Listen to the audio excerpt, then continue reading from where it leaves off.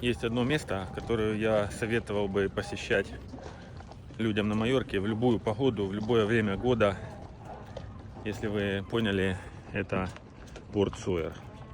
То есть здесь есть чем заняться в любое время года. И даже если вы просто приедете сюда без какой-либо цели, либо нужды, то вы классно проведете время. Так что это место must have, must see. Видите, мы даже часто сами сюда приезжаем в свое свободное время для того, чтобы прогуляться, побыть здесь.